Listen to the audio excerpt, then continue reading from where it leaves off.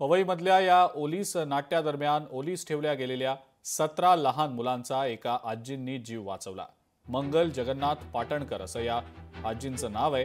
उपमुख्यमंत्री एकनाथ शिंदे यांनी जखमी झालेल्या या आजींसोबत संवाद साधला। आजींनी वेळीच पोलिसांना बोलावल्यानं या सगळ्या ओलीस नाट्याचा उलगडा झाला। आजींनी दाखवलेल्या या धाडसाचं उपमुख्यमंत्री एकनाथ शिंदे यांनी कौतुक केलं। शिवसेनेचे आमदार मुरजी पटेल यांच्या माध्यमातून व्हिडिओ कॉलद्वारे उपमुख्यमंत्री एकनाथ शिंदे यांनी आजींसोबत संवाद साधला।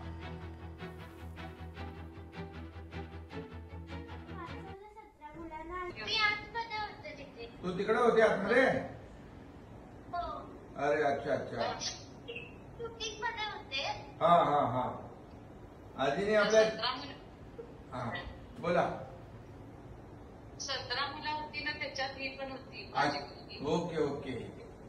आजी पण आपली आजीनी पण चांगलं धाडस केलं। आणि तब्येत ठीक आहे? तब्येत ठीक आहे? तब्येत अच्छा। गणपती वाले पाटणकर। अच्छा अच्छा अच्छा अच्छा ओके ओके ओके। तुम्ही भेटता की मला नेहमी भेटतो आपण। आणि